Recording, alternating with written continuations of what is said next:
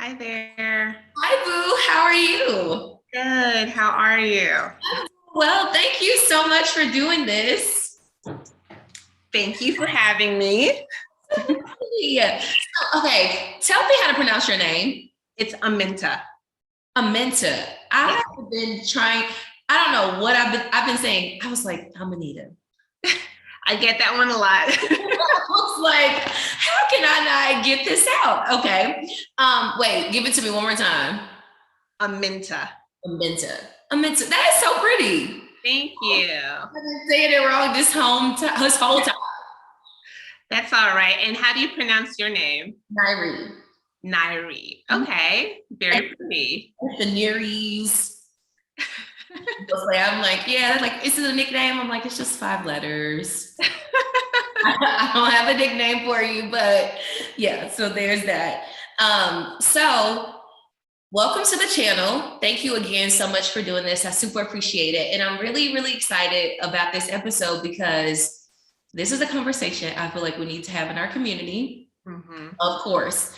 And it's because so much of your content, first, let me just compliment your content. I've been looking at your page for the past few weeks since I started following you because I'm like a self-fitness girl, I guess self-titled fitness girl. But I struggled this past year, never wavered on my workouts at all, but still struggled with my weight loss journey.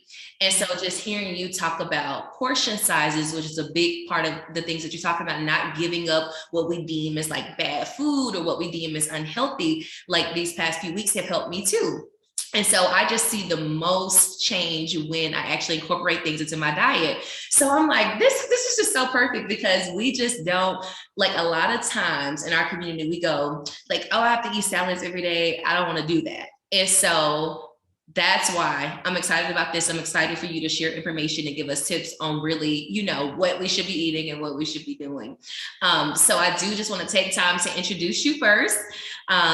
So Ms. Bullard is a registered dietitian and weight loss coach, specializes in helping women of color overcome emotional eating. That's a big one. Learning portion sizes so they don't have to give up cultural foods to lose weight.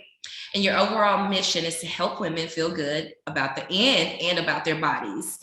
I love that. I love everything that you stand for. I love everything that you represent. And so I really want to dive into just everything first. So can you tell us, a registered dietitian, can you explain to everybody just what is a dietitian? Like, what is it that you do? Yeah, so a dietitian is a healthcare professional who provides nutrition expertise, nutrition care in a variety of settings. So it can be in the hospital, it can be when it comes to weight loss, it can be for sports teams. So we're in a lot of different areas of society. It's not a lot of Black dietitians. We're like less than 3%. But we're in a lot of different settings, including corporate settings and all of that. Okay, so in your field, how would someone go about contacting you? So when do you step in on the process? So I get healthcare professionals. So like, let's say someone is diagnosed with diabetes. Is that where you come in to kind of help them manage that on the nutrition side? Yeah, so there are a couple different places where a dietitian could step in for somebody who's been recently diagnosed with diabetes. So sometimes people will receive their diagnosis in the hospital. They may have some type of medical event that lands them in the hospital. And so at that time, we might go to their room and give them that initial education on what foods they should be eating. Again, it's portion size as well with diabetes, portioning those carbs out and pairing your foods appropriately as well. So they might get that. And they also could get a referral from their physician if, you go for your annual and you see that you're in the pre-diabetic range, or maybe you are in the diabetic range. You might get a referral from your physician to go to a dietitian. And what's great is most insurance plans cover dietitians for certain diagnoses, such as diabetes, hypertension. Yeah. I did not know that. Yeah, so you have it varies.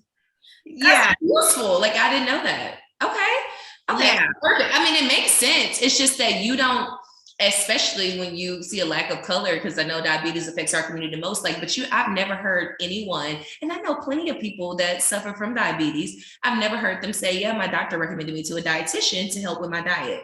I've just never heard that before. So I didn't, when you said exactly what you do, and just for researching what you all do recently, I'm like, well, that's helpful because you actually have the expertise to recommend what I should be doing to actually help me heal my body.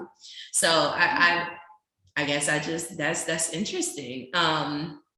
So let me ask you this. Aside from that, we hear the term like, if I want to lose weight, I gotta have this balanced diet all the time. Like, and for me, I've always thought, so a balanced diet is, you remember we had the food chart in school, like so much milk, so much cheese, dairy a day, so many vegetables. And I think that's a part of it. But then we find out, here in the latter years, that pretty much the food chart was a scam for people to kind of sell food. And it was like 70% of the population is lactose intolerant. So that was complete BS. And so I think people are just really confused about what does balance mean? Do I have to eat tons of protein? Do I have to eat tons of vegetables? Just from your professional stance, like what is a balanced diet for us, just like in an everyday life? Yeah, that's a really good question. And I can definitely understand why there's a lot of confusion. The different food pyramids. Now we change from the food pyramid to my plate. When it comes to balance, what that really means for me as a healthcare professional is making sure you have those core food groups, your protein, your fruits and vegetables, your healthy carbs, meaning like trying to have whole grain. You don't have to eat whole grain all the time, but whole grain is beneficial because of the extra fiber and the vitamins and minerals there. So that balance, especially with your protein, is important, and also the fruits and vegetables giving you fiber, because those two nutrients, the protein and the fiber, help us to stay satisfied. So an example of that is if you have potatoes, French fries, you eat that alone. Most of us know if we eat that, it tastes really good, but we'll get pretty hungry pretty quickly, maybe in like an hour or two. We're ready to eat again. That's true. Whereas if you have a sandwich with it, some protein, if you have steak and potatoes, you're going to be full for a lot longer. Plus, if you add some vegetables like broccoli, you're going to be satisfied for a good amount of time. And why that's important is because if you're satisfied, you're less likely to be snacking and eating and munching up all the stuff in between your meals. Yeah, but it's just so tasty. It's like when you talk about French fries and broccoli, but again, I guess that's the balance for it. Like, just make sure you have your protein so that you're not hungry and trying to eat a bag of chips after you just supposedly had this good meal. Exactly. So can you walk us through that? So I wanted you to give us tips on just 3 really solid tips for us that are looking for that balance in the weight loss journey. Just 3 tips, and I want to talk about them in detail. What should we be doing in our everyday lives to make sure that we're on track to reach our weight goals or our fitness goals? I would say the number one thing you need to do is you need to know what you're eating. And by that, I mean, what's in your food? How many calories are you taking in? Okay. And the only way you can do that is if you start flipping around the labels of those drinks, the foods, the snacks, the chips bags. You're reading the menus at the restaurant and looking at the calories, because people have no idea that they're taking in such an excessive amount of calories. They don't. Let me tell you, I love ginger. And so we ran into this stand one day, like while we were out in Atlanta, and it was like, this lady had like all kind of ginger teas, and I love tea. It was my 2 favorite things in one, but she had a mix with so many good stuff. And it was like, oh, it's natural. It's all this stuff. And so I'm excited. I'm like, I was like, this is delicious. So I get one, I only get 2. I go and tell my friend, he goes and buys like 7 of the juices. It wasn't until I got in the car that I turned it around, and the label had like 29 grams of sugar.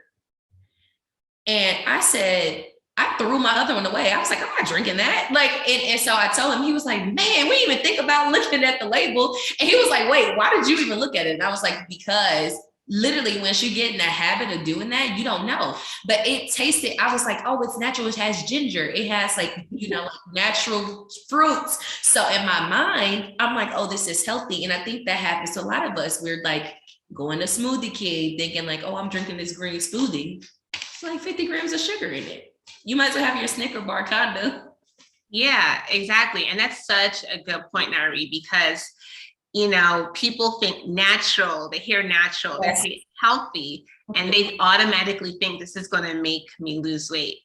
Nuts are extremely healthy fat, Yes. right? They're high in calories though. So portion size, again, peanut butter, you know, it's healthy. It's from nuts, it's a healthy fat. 1 tablespoon is 90 calories. So if you're slathering peanut butter, you're having a couple peanut butter sandwiches, you might as well have had a hamburger if that's what you really wanted, right? Wow. I did not know that. I'm thinking peanut butter is wow. It's healthy, but healthy does not mean low calorie. Avocados, healthy fat again. You know, so what you said is so important, turning that label around. Yes. Okay.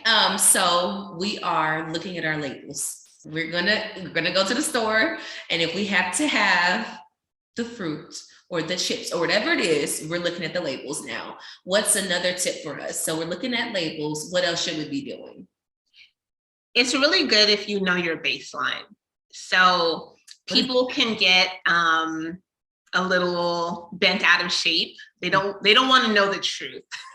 They just want you to like say, oh, here's this diet, but they don't want to know what's actually going on, how much they're actually taking in.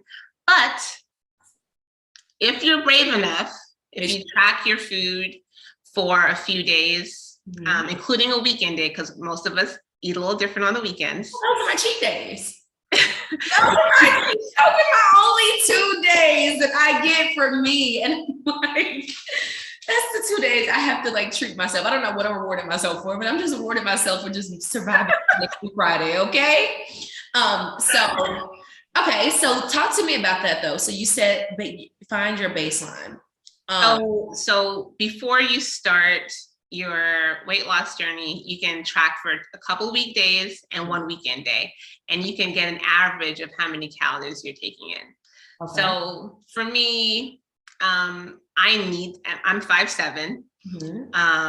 I'm currently about 153 pounds. I recently did a little weight loss because I was getting ready for a little carnival, so I wanted to trim off some fat. Okay. Yes, I went from 160 to about 153. Now, really? How long? About 2 months. Really? I did not lose weight like that in 2 months. And that's why you got to track. Oh my goodness! And I didn't track the whole time. That's right. I'm a little bigger than you. I used to be 150, but that's like my dream goal to get back to. So I'm like, 2 months? I can do that. Okay. So I'm on board now. Wait. Okay. Wow. Okay. Yeah. So we need to know exactly. So really, this is just us keeping track. Are we counting our macros though, or are we just? No. We're not getting crazy about it. We're not getting crazy about it. And it's not exact. We just need a ballpark. How much am I taking in? Okay. Right. Is there a certain number that may be good for, like, what's your number? Like, what's your baseline for your like weekly calories? For maintaining my weight, I'm around 1,800 to 2,000. So it's going to be different from if you're trying to lose, gain, or maintain. Exactly. So since my baseline is around 1,800 to 2,000, I just cut off a few calories. All you really need is 300, 200 to 300 to see a difference in your weight go down. You don't have to do 500. You don't need to do a 1,000 calorie diet. It's not necessary. So I could, or anyone for that matter, we're calorie counting only. So I don't have to worry about how many carbs are in my X, Y, and Z. I just need to find a baseline for my calorie count and stick to it weekly. You said we only get one cheat day? My method, I don't use cheat days. Okay. You can work in a glass of wine, chocolate during the week, whenever you want. Now, if you're somebody who loves to brunch, you're in Atlanta, I'm in the DMV, and we brunch, right? I'm going to be brunching this weekend, honestly. Brunching So with that being said, for somebody who knows they're incorporating that into their lifestyle, you could do a little bit lower calories during the week because you're going to be higher on the weekend. But I don't really consider it a cheat day because I can eat like that whenever I want, as long as I'm doing it in moderation. Your range. Okay. So it's really just about perspective. It is. It's just perspective, because in my mind, I'm like, oh no, Saturday and Sunday, I'm going to indulge because I've just stressed myself out eating vegetables and stuff all week. And that may be why I haven't reached my goals as quick as I wanted to, because it's like, I'm not even accounting for the fact that if my body's on some kind of weekly cycle that way, whatever I'm lacking during the week, I'm making up in 2 days. Exactly. Oh man. Okay. Yeah, because if you over restrict during the week and then you overdo it on the weekend, you might just find yourself balancing it all out, and you didn't create a deficit. That's what's happening.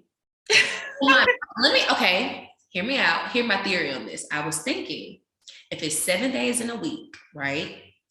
And 5 of the days I'm strict, doing it right, giving my body what it needs, that's over 80% of the time. So in my mind, if I'm eating right 80% of the time, why does the 20% matter? Why is this so crucial to my body? That's just my theory. That's my thought process on it. No, and what you're saying, you have a good theory, right? But at the end of the day, your numbers matter. So if you're doing, let's say, 1,600 calories Monday to Friday, and Saturday and Sunday, you ball out, you go 3,000, because you're not only having the bunch food, you're having the bottomless drinks. Yes, so we're drinking, and then we have a late night snack after we've already indulged. Exactly. And so then maybe your weekly average might come out to, let's say, I'm just guessing, maybe 2,400, but you really need to be at 2,000 to lose weight. That's why you're not losing it how you want to, because your averages aren't balancing out. Okay. Yeah. So where do you think, just for me, I probably, and honestly, that's a theory that I do have, but I also have probably heard it from somewhere. You have so many, it's the TikTok fads, it's you drink this kind of water, lose weight quick. It's all of that stuff happening.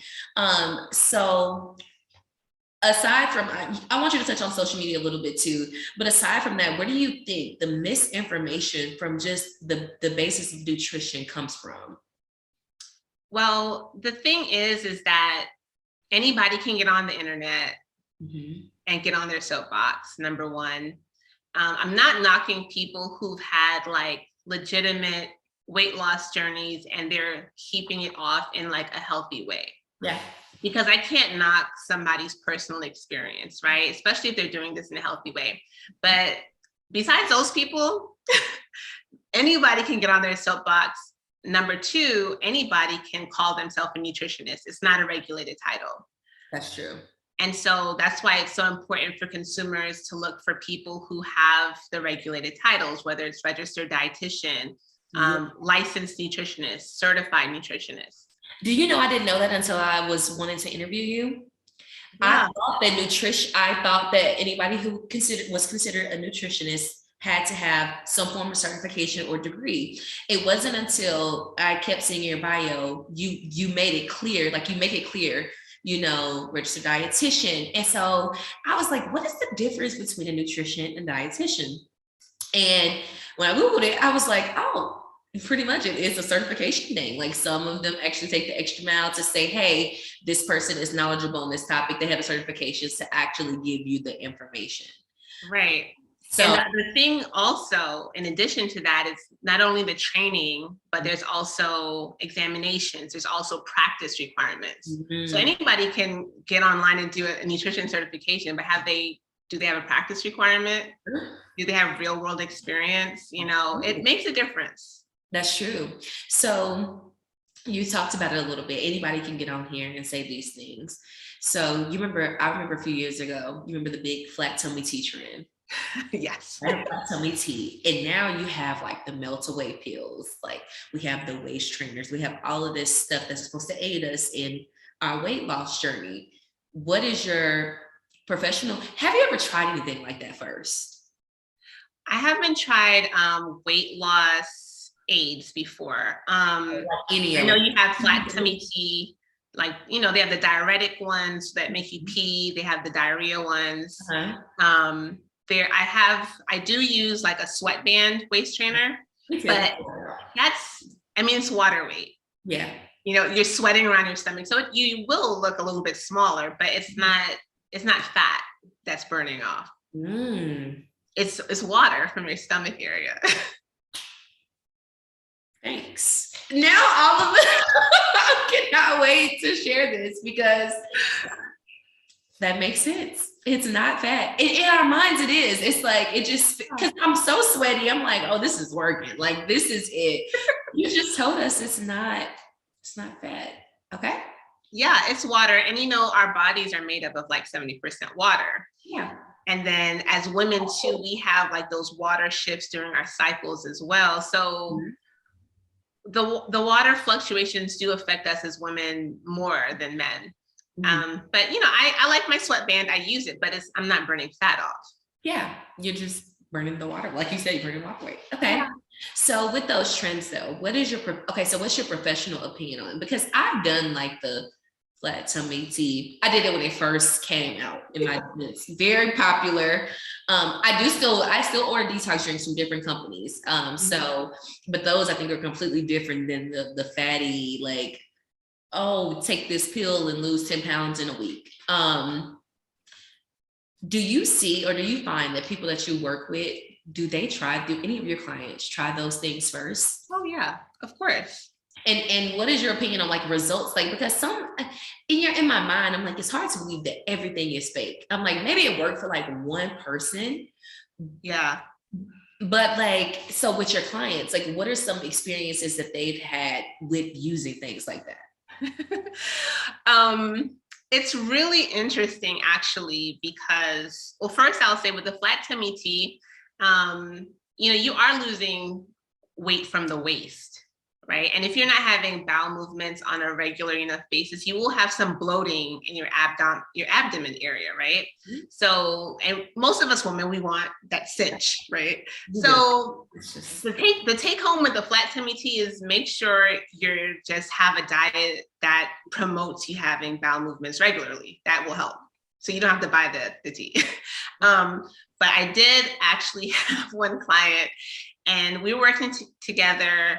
She was losing weight, however, not fast enough for her liking. And so she decided she wanted to kick it up a notch with some of these other, like the flat tummy tea and stuff. And she was like, oh yeah, I lost another, 5 pounds, like probably like in a week or something. The recommendation is 0.5 pound to 2 pounds a week. Okay. And so, but that wasn't fast enough for her. And so, yeah, she did lose it. And then when she stops, you gain it back. Like that. And you're also gaining back water because your body needs the water to function properly. But, she quote unquote learned her lesson and she met her weight loss goal. And she actually messaged me a couple months ago and she was like, yeah, I lost another 10 pounds. I just kept doing what we talked about, what we learned. And yeah, so it's not, if you want fast results, really, I would say, I don't promote it. I don't promote cosmetic surgery. I think everybody has their choice of what they want to do with their body. Then cosmetic surgery, right? Because then you'll get the result. However, even to maintain your cosmetic surgery, maintain it. We talk about it all the time. You have to have the nutrition. And when we work, a lot of women, I work out with a lot of women, And we talk about it all the time. And I'm like, we see the girls that like start out working out with us and then they decide to surgery. Either way, I don't really care what people do with their bodies. It's not my issue. But I have a friend who went and got one. And when I tell you a year later, girl, literally, it doesn't even look like she's had one. And I was like, you can't cheat the work. You have at bare minimum, if you're not going to the gym, you have to eat right. You have to, you cannot cheat yourself, because a lot of things, like, just like you said, with the flat tummy tea, you can do those things, but I also feel like it's discouraging, because you go and you do this stuff, like you spend all the money on the surgery, you go and you get the flat tummy tea, you go and get the pills, and then you lose the weight. And now you've tricked yourself into thinking, because in your mind, you think that you've really done something to lose the weight. And it's just kind of like, it goes back to the old principle of when you work harder for something, you appreciate it more. And so I think sometimes people get discouraged because they're like, oh, this person, she said she lost 15 pounds off these pills. We don't know if it's true. It's social media. But now you're discouraged because it's not happening, when it's not realistic. Like you said, it's on average, I would love to lose a pound a week, by the way. I don't know those are great odds for me, but I guess some people have, different weight goals. But like you said, like sometimes on average, your body could be only half a pound a week. But if your expectation in your mind is I can lose 10 pounds in 1 week, you become defeated. And it's hard for you. You're like, I'm just gonna have the cheeseburger. I'm just gonna have the cheeseburger and I'm just gonna eat, what I want to eat anyways. So thank you for kind of sharing that story with her on that, because I see it all the time. Yeah. So I want you to touch on, what do you think this idea comes from, that like we have to eat bland food in order to have a balanced diet, in order to eat healthy, in order to lose weight? Yeah, that's definitely promoted a lot in diet culture. And I think that was even obtained from bodybuilding culture. Okay. Because, when the bodybuilders especially when they're preparing for competition, they have the bland diets, like the grilled chicken or the boiled chicken and broccoli. And that's what they do. And it does obtain the results. However, they're preparing for a competition. Yeah. It's not like my everyday, this is what I'm trying to do with my life kind of thing. Exactly. And they do eat differently when they come off of competition, and even with the women who are trying to achieve like the washboard abs, like what a lot of women don't realize is you have to have a very low level of body fat to have defined abs as a woman. And most of us, some people are very genetically blessed, but most of us would have no boobs. And that's why you see a lot of the bodybuilder women with implants. I never realized that. Yeah. Just look at it. That is true. I didn't know the science behind that, but that is true. And in addition to that, it affects our reproductive system too. Like you can lose your period if you don't have enough body fat, it can cause difficulties in getting pregnant. So I know it looks nice. We're like, oh my gosh, I want that. But there's another side to it. Yeah, because that's where you learn about the bodybuilding culture and all of that. Is where you learn about the military diet and the stuff they're doing. But like you said, they're preparing for a certain goal. That's interesting. So let me ask you this. You talked about a little bit about diet culture. And I think because for a lot of us, I think just wanting abs is always just like, because I want them. I'm like, I want to feel like I can do that. Like I at least want it to be like a flat stomach, or I want to feel like it's attainable, but I also want to feel like I have to deprive myself of things that I enjoy to do that. So what is your advice to people just, so I have these certain goals, but I'm trying to defeat the diet culture? Yeah, so what's really important in achieving your goals is you really need to get realistic about what your goal is and what it takes to get that. And you also need to manage your expectations.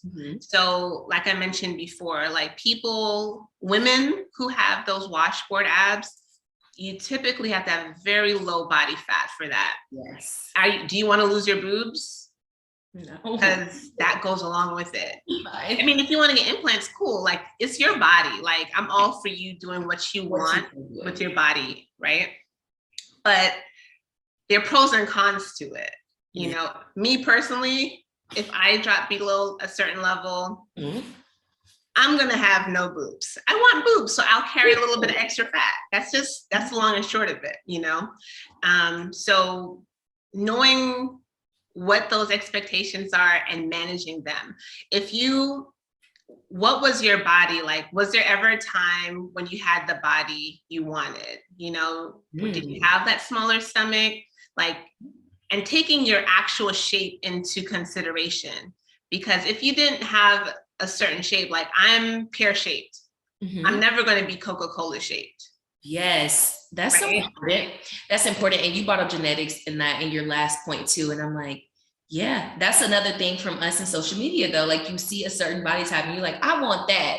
Not realizing like you're right. Like if your body is pear-shaped, even at your healthiest, your best self, you're still gonna look like you. Yeah. So, and that's a good thing. Like I love seeing variation in us as women. We're so beautiful and in the different variety. Like we don't all need to have the same cookie cutter look. It's boring. We don't have to, we don't. And I'm glad you talked about that because it's like, I think one of the things, you know, Kim Kardashian was at the Met Gala last week and she was just like, oh, I dropped 16 pounds in 3 weeks just to fit in this dress. And I'm like, and I saw a lot of people attacking her on TikTok, like, oh, they're attacking her based on diet, like, oh, this is diet culture, it's dangerous. And a lot of nutritionists and dietitians were speaking up, like, ladies, listen, variation is important. You looking like your healthy self, your best self, whatever that is, it's beautiful, it's wanted, and it's needed. Like, because everybody is not gonna look like Kim Kardashian. Everybody's not going to have a Coke bottle shape. Like everybody's not going to have abs. And so I think just being realistic. I'm glad you said that because that is such a good point. Yes, striving for your best body, the best version of you. I'm all for that. This lady has this, her like fitness thing is be your own body goals. Yeah. And so like, that's her whole brand. And so I'm like, I love that. And sometimes when I go, and I have to check myself sometimes too, because I'm like, I was looking at some old pictures of what I used to be. And I'm like, I remember being unhappy with my body at the time, but I want that body now. And it's fine. Like, no, I don't look like this model on Instagram, but I look like my best healthy self. And that is what I love. And I think that's important too. One thing you talk about a lot, and I want you to just expound on just a little bit, because we've already touched on it a little. And one thing I love about your content is just you stress portion size. You stress, you have this post and it was like, hey, you want the chocolate? Have the chocolate. And I was like, yes, I do want the chocolate. I think I can have a piece today. Let me try to incorporate this some kind of way. So can you talk to us a little bit about that as well? Yeah, so portion sizes have grown exponentially in this country. And our body sizes have also grown in direct correlation to the portion sizes. And so, I mean, it's only common sense. We have to get back to reasonable portion sizes in order to maintain a weight that is better for our bodies. Not only in terms of like appearance, aesthetic, I'm all for aesthetic, but also for health. So portion sizes, again, if going back to the label, on the label, you'll see like a serving size. So looking at what the actual serving size is compared to the calories is really good, because you might say, oh, well, I like this particular item. And you're like, oh, it's only, let's say 100 calories I'm seeing here on the box. Okay, but what's the portion size compared to what you have on your plate? It might be like 1/3 cup, but you have 1 cup on your plate. So that means you thought you were eating 100, but you're eating 300. That's true. That's true. Reading, and you talked to us about that at the beginning. You said, know what you're eating, read the labels. Yeah. Match what you're going to have. And sometimes you have to pull out the measuring cup. Like you just have to measure. You do. because our sense of portion is just really distorted. And it's not just to say like, oh, you guys are distorted. It's me too. Like I told you about how I wanted to lose weight. And, you know, at the beginning, I was kind of just eyeballing things, but my weight wasn't moving. And then I started tracking and I measured for a little bit and my weight started moving. So we all have to kind of get reined back in at some point if we want to see achievement of the goal. Is there a certain tracker you use, like to app or any form of a tracker you use to keep track during the week? It honestly doesn't matter. I've used my Fitness Pal. I have a private client app called Practice Better. I've used that as well. Before. Okay. Yeah. So you we can keep up with it any kind of way. But there are apps out there for anybody that may be watching this. If you want to find a different way to keep track of your calories, there are different apps that help you log what you're eating, and it kind of helps you do the math if it's too tough for anyone. And one point on that, if you do use something like my Fitness Pal, I would recommend you doing a moderate. They ask you to type in how fast you want to lose the weight. So doing something moderate, like 1/2 pound to 1 pound, or whatever setting they have, but moderate is better than fast, because if you do fast, it's going to drop you really low and you're going to be disgruntled, agitated. Yes, and you're not eating enough. Eating spinach for breakfast, lunch, and dinner. It's probably what you'll be doing. So you talked to us about knowing our baseline. You talked to us about reading our labels, knowing what we're eating. Is there any other tips you want to share with us to help us really lose the weight and maintain the weight? Yeah, so my final tip I'd say would be to eat when you're hungry and stop when you're satisfied, because you're not going to be tracking forever. You're not going to be measuring forever. Sure. So you don't want to lose your results once you stop those activities. So you do want to tune into your hunger signals, because that's like your natural tracker, your natural measuring cup. And if you find yourself being stuffed and feeling uncomfortable most of the time, that means you're overeating. That means you overate your portion sizes. That means you overate too many calories. But if you can stay within that pleasantly satisfied feeling, that will help you maintain without too much work. You just said something that helps, I feel like, a lot of people. You know, eat when you're hungry. Like, I have a coworker who does that. Like, she's like, oh, you know, like, I'm so hungry. And I'm like, you're probably not eating enough whole foods. Like, you're not really eating balanced, because I don't believe in being hungry. Like, if I'm hungry, I am going to eat. I'm going to eat. And I was like, it literally is just about what you're putting in your body. And then the second point, eat when you're satisfied, because I feel like a lot of times you're like, I'm not full. Like, I want more. And a lot of times that causes us to overeating. And we go, oh, even after we're satisfied, I just want a snack. Yeah, you just want the taste. You want the taste? Yeah, I'm like, I want to, and I do it. I'm like, I just need a little piece of candy or something right after I eat, because the taste, I just don't want the taste of food lingering on my tongue. Like, I don't know what it is, but I'm like, that's just not something that I want lingering right now. So let me do this. But in order to train your body to just really stop when you're satisfied, that's a good point. And that's really, really, okay. I love that. That's so helpful. Thank you so much for that. So I think this thing is going to stop us in less than a minute. I'll send you the next meeting code if it does. So this was so helpful. Thank you so much for this. Every episode, we always end with what we call an end tip. And for an end tip, we just want to know, and it could be related to the topic or not, but what is it? What is something, you can give us a piece of advice, or like, what's something that someone has told you that you carry with you, a piece of advice or just a word or something that you live by that you carry with you till this day?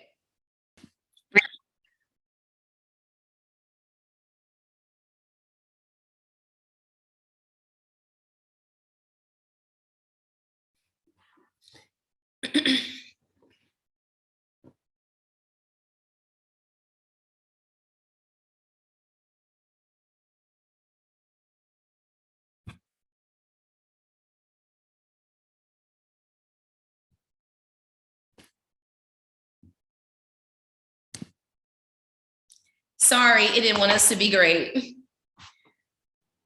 Hey, let me. Zoom didn't want us to be great. I know. I was like, I should have had a second one scheduled, but it's been letting me go past the 40 minutes recently. So, of course. So we were wrapping up. I wanted you to share with us like your in tip. So just something that maybe someone has told you. I really love that one because when people give an in tip, because I just love to hear like what advice has stuck with you throughout like whatever journey you've encountered in life. So what's your in tip? One piece of advice that repeats in my head often is you quit too easy. I was in grade school and someone came to speak to us and asked for responses, and I had the answer, but I wasn't sure of myself. And he knew I had the answer. So that's when he turned around and told me, he said, you quit too easy. And so this goes for everything in life. You know, you really have to be sure of yourself. Yes. You have to decide how much you want something, and don't give up on yourself. Now, as a dietitian and weight loss coach, I'm not saying, you know, continue to go after your weight loss goals in a disordered way, because we saw what Kim did and all of that. But, you know, like you said, people are seeing these quick fixes and they give up too easy because they have bad expectations. They're not realistic expectations. You have to set goals that are realistic or you will be let down and you will, oh my gosh. So if you quit too easy, I love that. I feel like that'll stick with me too. If someone had ever said that to me, it would I would intentionally not quit everything. But you know, I love that because it's advice that you can use in every part of your life, like the business, fitness, like eating healthy, relationships, work. We get this, we're known as like the popcorn generation. Right? Yeah. We don't like something, we leave. And I think it's good in a way because we have boundaries, but a lot of times we're getting used to quitting when we should be fighting, when we should be consistent, when we should be disciplined. And so that's important. I love that. I absolutely love that. Thank you so much again. I'm so happy I have to do a part 2 to this because this one I'm excited about. Just everything, like I've learned so much really in the course of this. I'm just from you're losing water weight only, you're not losing all the fat that you think you are. Yeah. And even from the balancing, like just having, if you're going to call it a cheat day, having the right amount of balance. So I think it's really important. I think these conversations need to continue in our community so that we can be healthier and so that we can live longer, so that we can live just better day-to-day lifestyles. It's really important. So I do want to take time for you to shout out your social media. Where can they follow you? Where can they get information? Where can you be their coach? Where can they sign up? Yeah, so you can find me on social media at Black Caribbean Nutritionist on Instagram, on Facebook, and my website is GoSimpleNutrition.com. So if you're interested, if this is something you're ready to do, I'm so ready to work with women who are ready to get this done. And I'm so happy you had me, Nairi. It was so lovely talking to you. Thank you so much. I appreciate it so much. I think I may have to send this to people your way. I've been telling everybody about this interview. I've been sending people to your page. So we're all excited. Like we stalk your stuff and we're like, what are we eating today? And we like go to your page. I had some chocolate and it was like, cause I've been counting macros too, but when you said we were scrolling through your page when we were at the gym the other night, and I saw the post that said, eat the chocolate. I said, see, even she wants me to eat the chocolate. Okay. It was only 100 calories. I could afford it that day. So, but I think it was like, shoot, like 19 grams of sugar in it. And I was like, I don't know if it's worth it at this point. But just hearing your stance on the calorie portions, like, I love that. So you guys, please follow her for tips. You offer private coaching too, don't you? Yes, I do offer private coaching and also group coaching. Yes, perfect. Okay, guys. So let's get on this health train together. But thank you again so much. I so appreciate you for everything. And I look forward to speaking with you soon. Yes, me too. Thanks, Nairi. Absolutely. Toodles. Bye.